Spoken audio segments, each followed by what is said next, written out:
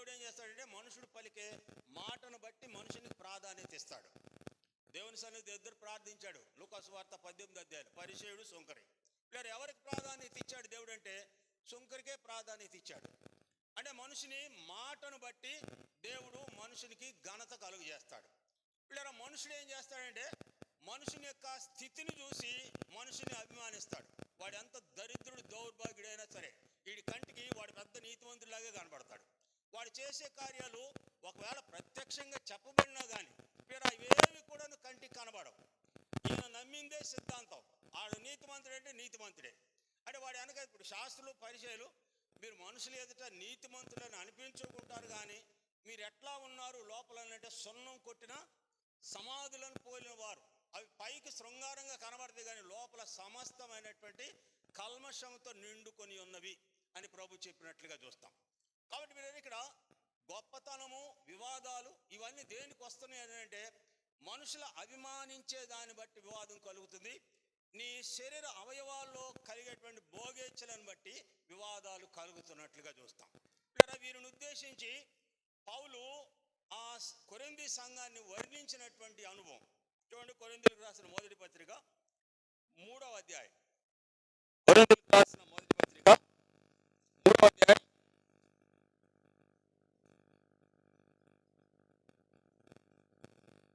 3-4 వచనాలు చూడండి. మీలో అసూయలు, కలహములు ఉండగా మీరు శరీర సంబంధులైన మనుషులు కారా? ఒకడు నేను పౌలు వాడను, మరి ఒకడు నేను అపోల్లో వాడను అని చెప్పినప్పుడు మీరు ప్రకృతి సంబంధమైన మనుషులు కారా? అపోల్లో ఎవడు, పౌలు ఎవడు? పరిచారకులే కదా. ఒక్కొక్కరికి ప్రభు అనుగ్రహించిన ప్రకారము వారి ద్వారా మీరు విశ్వసించితిరి. నేను నాటితిని, అపోల్లో నీళ్లు పోసెను. వృద్ధి కలుగు చేసిన వాడు దేవుడే. కాబట్టి వృద్ధి కలుగజేయు దేవుల్లోనే గాని నాటు వాళ్ళనైనను నీరు పోయి వాళ్ళైనను ఏమీ లేదు. నాటువాడును నీళ్లు పోయేవాడును ఒకటే. ప్రతివాడు తాను చేసిన కష్టము కొలది జీతము పుచ్చుకొనును. కాబట్టి ఇక్కడ మీరు ఎవరు అనంటే మొదటిది ప్రకృతి సంబంధి అయినటువంటి మనుషులు, 2 శరీర సంబంధులైనటువంటి మనుషులు. ఎందుకు? వారి అవయవాల్లో నుండి కలిగేటువంటి భోగేచ్ఛలను బట్టి నేను గొప్ప, నేను గొప్ప. 2 మనుషులను బట్టి నేను గొప్ప, ఆ మనుషుడే గొప్ప, ఆ మనుషుడే గొప్ప. ఇందుని బట్టి మనుషుని శరీరంలో వివాదాలు కలుగుతున్నట్లుగా చూస్తాం. అయితే ఈ శరీరం ఉన్నటువంటి ఈ అవయవాలు ఏది కూడాను నేను కనబడాలి అని ఏది కూడాను అనకూడదు. తర్వాత ఇక్కడ 3వదిగా మనం గమనించినప్పుడు అవయవాల్లో ఏ వివాదము రేపక, అంటే వివాదానికి దేవుని సంఘము క్రీస్తు అను శరీరం అనబడుతున్న సంఘంలో ఏ విధమైనటువంటి వివాదం ఉండకూడదు. ఆదికాండం 13వ అధ్యాయంలో అబ్రహాము లోతుకు వివాదం రేగినటువంటి స్థితిని చూస్తాం. పశువుల కాపరులకు వివాదం కలిగిన సందర్భాన్ని చూస్తాం. అబ్రహాము చెప్పిన మాట ఏంటంటే మనము బంధువులము అని చెప్పినట్లుగా చూస్తాం. అంటే శరీర రీతిగా బంధువులైతే ప్రభు రక్తం చేత కొనబడినటువంటి వ్యక్తులు వారికంటే కూడాను విలువైనటువంటి వారు. అమూల్యమైన క్రీస్తు రక్తం వల్ల మీరు విమోచించబడితిరి అని రాయబడినది. శరీర సంబంధాన్ని కంటే ఇక్కడ క్రీస్తు రక్తము ద్వారా కొనబడినటువంటి విలువ ఎక్కువ. అబ్రహాము మనం బంధువులం కనుక మనకు వివాదాలు ఉండకూడదు అని ఎందుకు చెప్పాడు అని అంటే దేవుని సంబంధిగా వివాదాస్పదమైనటువంటి స్థితి తన జీవితంలో ఏమాత్రం కూడా కలిగి ఉండకూడదు. ఇది అబ్రహాం తీర్మానం. కాబట్టి నువ్వు ఎటు వెళితే నేను దానికి వ్యతిరేకంగా వెళ్తాను. నువ్వు ఇటు కుడి వైపు వెళ్తే నేను ఎడమవైపుకి వెళ్తాను, నువ్వు ఎడమవైపు వెళ్తే నేను కుడి వైపుకి వెళ్తాను. ఇలా ఆ రీతిగా వారు వేరైపోయినట్లుగా చూస్తాం. ఇక్కడ వేరైపోగానే దేవుడు అబ్రహామును దర్శించినట్లుగా రాయబడి ఉంది. లోతు వెళ్ళిపోగానే దేవుడు అబ్రహామును దర్శించను అని రాయబడి ఉంది. కాబట్టి ఇక్కడ ఒక శరీరం ఉన్నటువంటి అవయవాలు ఒకదానికొకటి వివాదం ఏమాత్రం కూడా పెట్టుకొనదు అనే మాట చూస్తాం. 5వదిగా చూస్తాం చూడండి. 4వదిగా చూస్తాం. కొరింథీయులకు రాసిన మొదటి పత్రిక 12వ అధ్యాయం 4వ వచనం.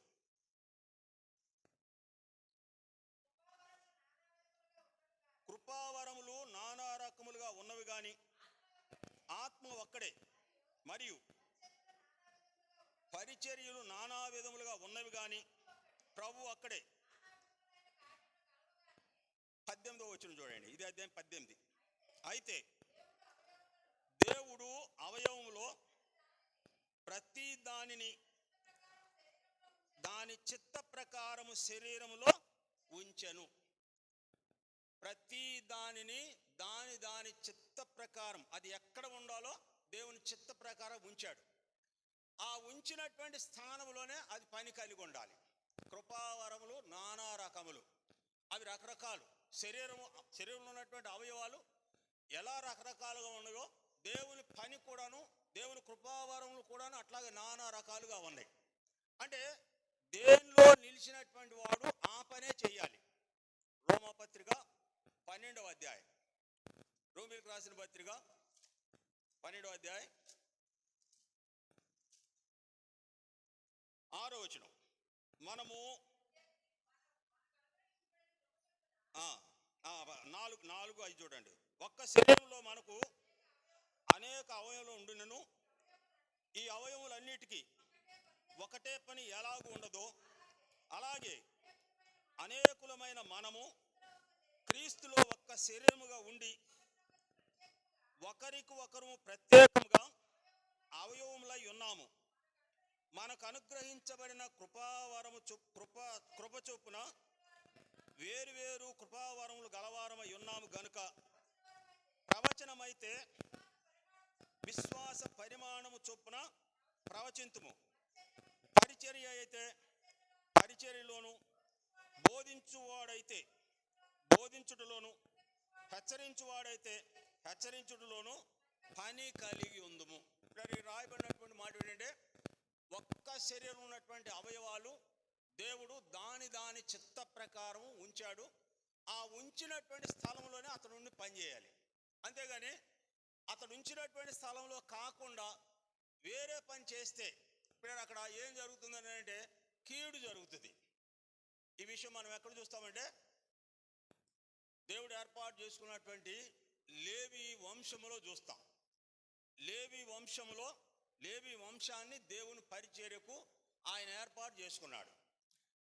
లేవి వంశాన్ని దేవుడు పరిచర్యకు ఏర్పాటు చేసుకున్నటువంటి దేవుడు ఈ లేవీలలోనే 3 భాగాలు చేశాడు.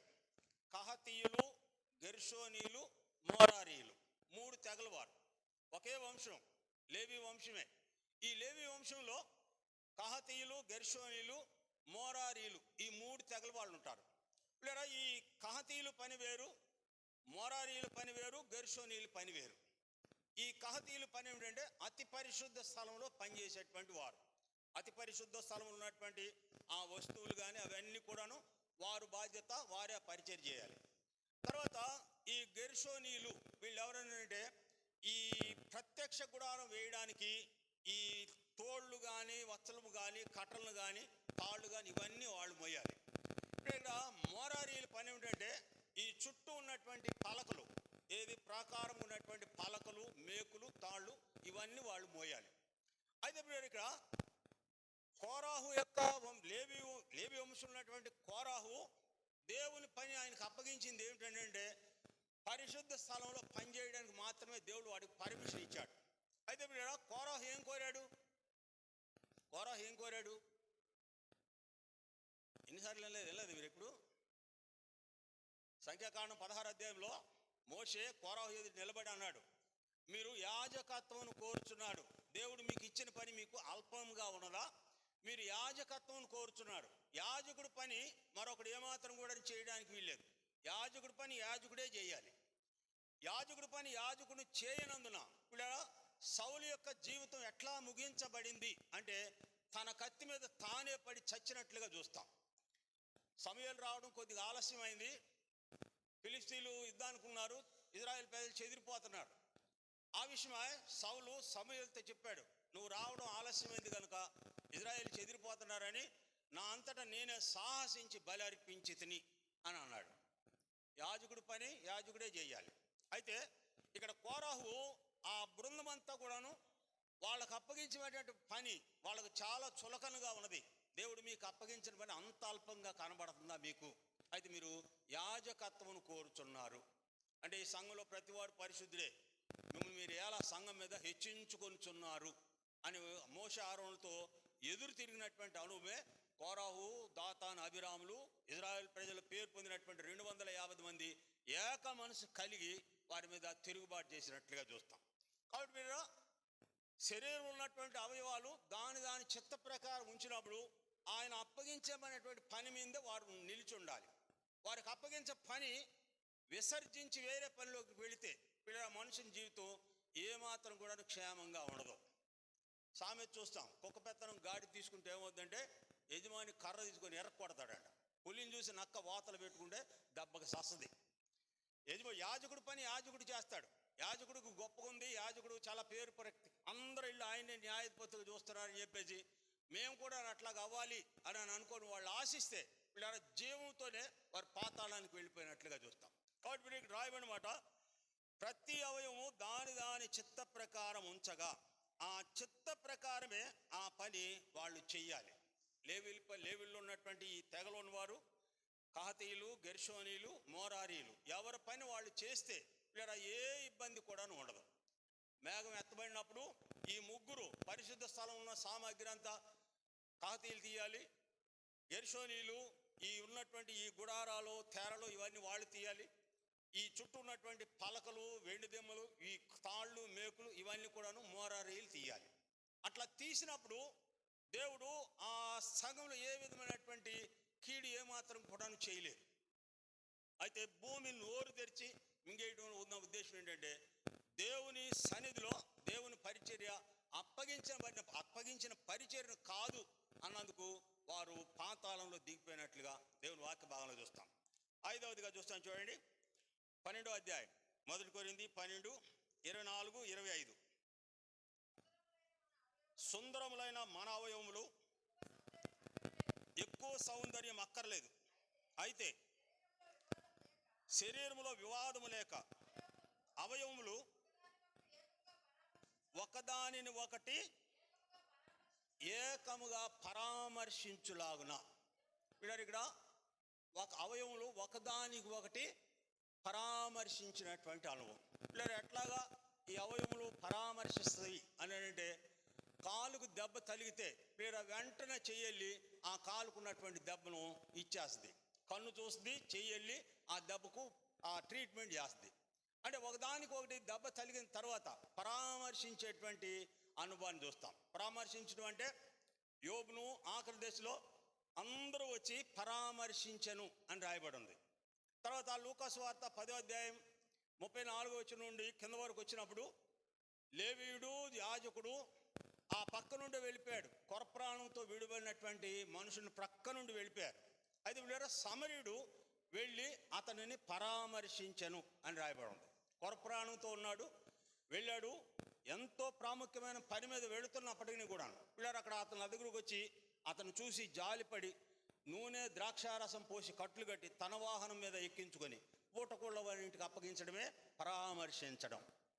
అవయవాలు అట్లాగే పరామర్శిస్తుంది. ఆ పరామర్శ లేకపోతే పిల్లరా దేవుని సంఘం ఉన్నటువంటి ఆ అనుభవం మనుషుల్లో ఏమాత్రం కూడాను లేనప్పుడు సంఘము కష్టాల పాలవుద్ది, దూషణ పాలవుద్ది. ఆ పరామర్శ ఉన్నప్పుడు అంటే ఒక వ్యక్తి వెనక్కి వెళ్ళిపోయినా లేక రాకుండా మానివేసినా సరే, ఆ మానివేసినటువంటి వ్యక్తి ఎందుకు మానేశాడు, ఏం చేశాడు అని మనుషుడు తీసుకురావాలి. అలా తీసుకొచ్చేటువంటి అనుభవమే పౌలు అన్నాడు, ఒకడిని అపవాది ఉరిలో నుండి తప్పించిన వాడై, ఒకని పాపములు ఒకడు భరిస్తూ అపవాది ఉరిలో నుండి తప్పించిన వాడై అని రాయబడి ఉంది. ఇప్పుడు ఆ అనుభవం ఎక్కడ ఉందంటే శరీరంలో ఉన్నటువంటి అవయవాలకు ఆ అనుభవం ఉంది. ఒకదానికొకటి పరామర్శింది. దేనికి దెబ్బ తగిలినా సరే అవయవాలన్నీ దానికి పనిచేస్తాయి. కాబట్టి ఇక్కడ ఏముందంటే శరీరంలో అవయవాలు ఒకదానికి ఒకటి పరామర్శించును. చూడండి, ద్వితీయోపదేశకాండం 15వ అధ్యాయం 7, 8 వచనాలు.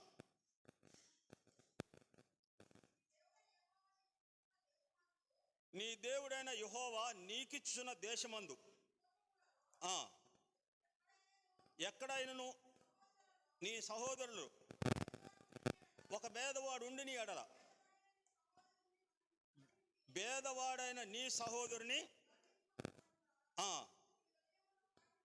నీ హృదయంలో కఠినపరుచుకొనకూడదు.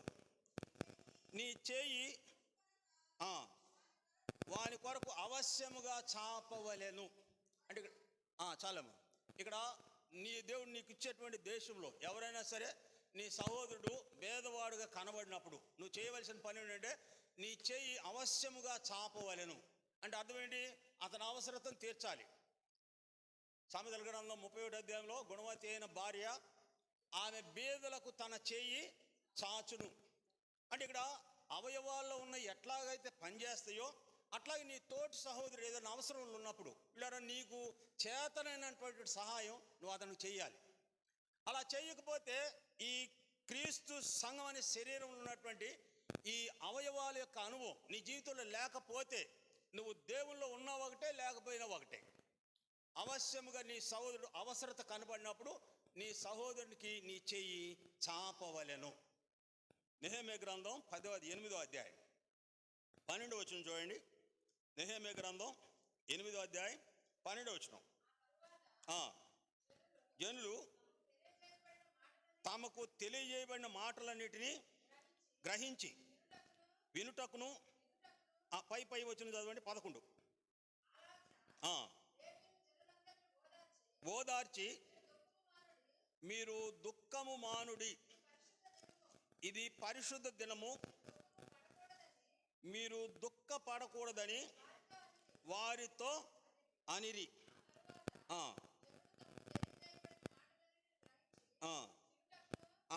9 చూడండి. జనులందరూ ధర్మశాస్త్ర గ్రంథపు మాటలు విని ఏడవ మొదలు పెట్టగా అధికారి అయిన నెహెమ్యాయు, యాజకుడును, శాస్త్రియగు యజ్రాయును జనులకు బోధించుచు, లేవీయులను మీరు దుఃఖపడవద్దు, ఏడవవద్దు, ఈ దినము నీ దేవుడైన యెహోవాకు ప్రతిష్ఠిత జనమని జనులతో చెప్పిరి.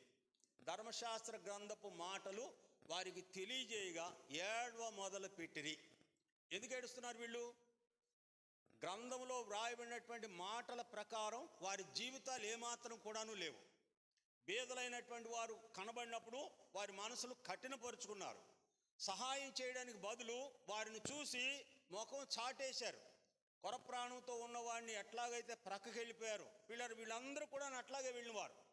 ధర్మశాస్త్ర గ్రంథపు మాటలు చెప్పగానే వారు ఏడవడం మొదలు పెట్టడానికి కారణం ఏంటంటే ధర్మశాస్త్ర గ్రంథంలో వ్రాయబడిన మాటల ప్రకారం వారు జీవించడం లేదు. ఏంటి ధర్మశాస్త్ర గ్రంథంలో వ్రాయబడినది? 12వ వచనం చూడండి. ఇప్పుడు తర్వాత జనులు తమకు తెలియజేయ మాటలన్నిటిని గ్రహించి తినుటకును, త్రాగుటకును, లేని వారికి పలహారములు పంపించుటకును, సంబరముగా ఉండుటకు ఎవరి ఇండ్లకు వారు వెళ్ళిరి. అంటే ఇప్పుడు పేదవాడైన నీ సహోదరుడు కనబడినప్పుడు నీ చేయి ఎట్లా చాచాలి? అవశ్యముగా చాపవలెను. అంటే ఈ అర్థం ఏంటిది? పరామర్శించినటువంటి అనుభవం. ఒక అవయవానికి దెబ్బ తగిలితే మిగిలినటువంటి అవయవాలు ఎట్లా పరామర్శిస్తాయో నీవు కూడాను సంఘంలో ఉన్నటువంటి అవయముగా ఉన్న నీవు నీ తోటి సహోదరుని ఎలా నువ్వు పరామర్శించలేకపోతే నీ జీవితమే వ్యర్థం. ఆ ధర్మశాస్త్ర గ్రంథంలో వ్రాయబడిన మాటలు చెప్పగానే వారి జీవితంలో అట్టి అనువు లేదు కాబట్టి వారు బిగ్గరగా ఏడవడం మొదలుపెట్టారు.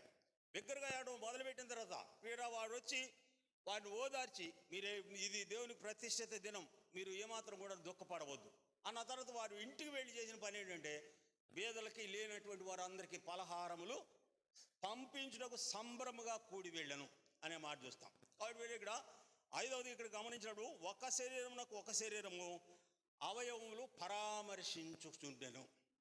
యోబు యొక్క జీవితంలో ఆఖరి 42వ అధ్యాయం 11వ చదివితే ప్రతి వారు యోబును పరామర్శించి వెళ్ళినట్లుగా వ్రాయబడి ఉన్నది.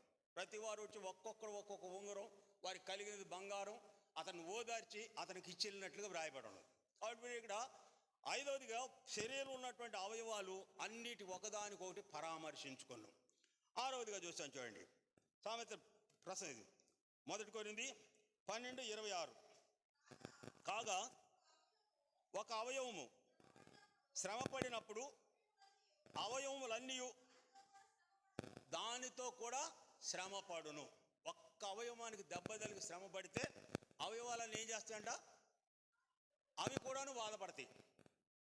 హార్ట్ ఆపరేషన్ చేశారు, అవయవాలను ఏం చేస్తాయి? అది బాగుపడే వరకు దానికి సహకరిస్తాయి. అవి ఏవి కూడా ఇష్టానుసారంగా చేయవు. ఒక అవయవానికి ఏదైనా దెబ్బ తగిలితే మిగిలినటువంటి అవయవాలన్నీ కూడాను శ్రమ పడతాయి. అంటే అర్థమేంటి? ఎవరికైనా కష్టం కలిగినప్పుడు ఆ కష్టం మనదుగా ఎంచినప్పుడు మాత్రమే ఆ అనుభవం కనబడుద్ది. అయితే మన అనుభవాలు ఏంటంటే, ఎవడైనా మనకు వ్యతిరేకంగా ఉన్నాడు, యాక్సిడెంట్ అయినా లేకపోతే చచ్చినా, ఆడు చచ్చినట్టు ఆడికి జరగాల్సిందే, వాడి ప్రవర్తన బట్టి ఆడికి జరగాల్సిందే అనేది మన మనసు. అయితే పిల్లరా, అవయవాల మనసు అది కాదు. అవయవాల మనసు ఎట్లాంటిదంటే, ఒక అవయవం శ్రమ పడితే, దెబ్బ తగిలి శ్రమ పడితే అవయవాలన్నీ కూడా దాంతోపాటు శ్రమ పడతాయి. అంటే ఈ అనుభవం ఎట్లా ఉందంటే, వారు ఎవరైనప్పటికీ కూడా, అందుకే దైవ గ్రంథం సెలవిచ్చిన మాట ఏంటంటే, నీ శత్రువు పడిపోయినప్పుడు నీ మనసునందు ఉల్లసింపకము అని రాయబడి ఉంది. నీ శత్రువు పడిపోయినప్పుడు నీ మనసును సంతోషంగా ఉల్లసింపనీయకము అని రాయబడి ఉంది. అర్థం ఏంటంటే, శత్రువు అయినప్పటికీ కూడా పడిపోయినప్పుడు నీ ధర్మం ఏంటంటే, నీకు చేతనైనంత వరకు అతన్ని పరామర్శించడమే దైవ గ్రంథమైన బైబిల్ యొక్క నియమం. ఒక అవయవం కష్టపడుతుందంటే, శరీరంలో అవయవం బాధపడిందంటే మిగిలిన అవయవాలన్నీ కూడాను దాంతో బాధపడితే అది బాగుపడే వరకు మిగిలినన్నీ కూడా దాంతో సహకరిస్తాయి. ఆఖరిగా చూస్తాను చూడండి, 7వదిగా 1 కొరింథీ 12:26. ఒక అవయవము ఘనత పొందినప్పుడు అవయవములన్నీ వాటితో కూడా సంతోషించును. ఒక్క అవయవం ఘనత పొందితే మిగిలినటువంటి అవయవాలన్నీ కూడా దాంతో సంతోషిస్తాయి. అయితే మనకున్న పెద్ద రోగం ఏంటంటే, వాడు ఆత్మీయంగా ముందుకెళ్ళినా లేకపోతే జనాలు ఏదైనా పేరు వచ్చినా మనకు ఎట్లా ఉండదంటే, ఈడా నిన్నగా మొన్నొచ్చి పాట పాడతాడా, నిన్నగా మొన్నొచ్చి వాక్యం చెప్తాడా. అయితే ఇక్కడ అవయవాలు ఉన్నటువంటి మనసు ఎట్లాంటిది అంటే, ఒక అవయవం ఏదైనా ఘనత పొందితే మిగిలినటువంటి అవయవాలన్నీ ఘనత పొందుతాయట. ఈ విషయం మొర్దెకై దగ్గర చూస్తాం. షూషాను కోటలో ఎస్తేరు రాణిగా చేయబడినప్పుడు ఒక్క అవయవం ఘనత పొందితే మిగిలినటువంటి అన్నీ కూడా సంతోషించినటువంటి అనుభవం. మీరు ఎస్తేరు గ్రంథం ఆఖరి అధ్యాయంలో చదివితే మొర్దెకై గురించి రాయబడినటువంటి మాట, మొర్దెకై బానిసగా ఉన్నటువంటి మొర్దెకై ప్రధానమంత్రిగా చేయబడిన తర్వాత అందరికీ ఇష్టుడై ఉండెను అని రాయబడి ఉన్నది. మొర్దెకై ప్రధానమంత్రి అయ్యాడనేటువంటి ఆ మాట విన్నటువంటి వారు ఆరంభంలో హామానుకు మొక్కకుండా వీడు ఎంతకాలం ఉండగలడు అని కోపపడినటువంటి వారు కూడాను మొర్దెకై ప్రధానమంత్రి అయ్యేటప్పటికి అందరికీ ఇష్టడుగా ఉండెను అని రాయబడి ఉన్నది. అంటే ఒక అవయవం ఘనత పొందితే మిగిలినటువంటి కూడా సంతోషపడదు. ఎందుకంటే అది మన శరీరంలో ఉన్నటువంటి అవయవే, అది మన సహోదరుడే, మనవాడే. మనవాడైనప్పుడు మనవాడు ఘనత పొందినట్టు మనకు సంతోషం కలగాలి. కానీ ఈర్ష్య, ద్వేషాలు ఇవన్నీ కలిగి ఉన్నప్పుడు ఇందాక పౌలు చెప్పినటువంటి మాట ప్రకారం మీరు ప్రకృతి సంబంధి అయినటువంటి మనుషులు కారా, శరీర సంబంధమైనటువంటి మనుషులు కారా. కాబట్టి ఇక్కడ క్రీస్తు అవయవములుగా ఉండుటకు నీవు పిలువబడితివి. నువ్వెందుకు పిలువబడ్డావంటే, క్రీస్తు సంఘమును, క్రీస్తు శరీరంలో నువ్వు అవయవములుగా ఉండుటకు పిలువబడ్డావు. దేవుడు తన చిత్త ప్రకారం నిన్ను ఏ పని యందు పెట్టాడో నువ్వు ఆ పని యందు నిల్చున్నప్పుడు మాత్రమే నీకు ఘనత కలుగుతుంది, దేవుని వలన నీకు మెప్పు కలుగుతుంది. దేవుడు నీకు ఇచ్చేటువంటి బహుమానం కూడాను నీ కష్టానికి తగినటువంటి ప్రతిఫలం దేవుడు అనుగ్రహిస్తాడు. ప్రకటన గ్రంథం 12:22-12 ప్రకారం ప్రతి వాడు వాని క్రియ చొప్పున సిద్ధపరిచిన జీతము నా యొద్ద ఉన్నది. వారు ఉదయం నుంచి పనిచేశారు, ఒకే దానారం తీసుకున్నారు. కారణం ఏంటంటే వారి పనిలో ఉన్నటువంటి లోపమే దానికి కారణంగా చూస్తాం. కాబట్టి దేవుడు మనుషులు ఏం చూస్తాడంటే, నిన్న మొన్న అనేటువంటి దేవుడు చూడ్డం, దేవుని పని ఎంత నమ్మకంగా చూస్తున్నాడో, ఎంత చేస్తున్నాడో నమ్మకంగా, దాన్ని బట్టే దేవుడు తన పరిచర్ను అప్పగిస్తాడు. దేవుడు అప్పగించమైనటువంటి పరిచర్ను పిల్లలు ఎవరూ కూడాను తీసివేయలేరు. కాబట్టి ఆ రీతిగా ఇక్కడ అవయవాలు ఎట్లాగైతే ఉన్నవో, క్రీస్తు సంఘం అనే శరీరంలో ఉన్నటువంటి మనం కూడాను ఈ అవయవాలను పోలినటువంటి జీవితం కలిగి ఉన్నప్పుడు స్మోర్నా ఫిలదెల్ఫియా ఈ పేరు సంఘానికి కూడాను ఆపాదించబడుతున్నట్లుగా చూస్తాం. దేవుడు ఆ రీతిగా సిద్ధపరచుగా.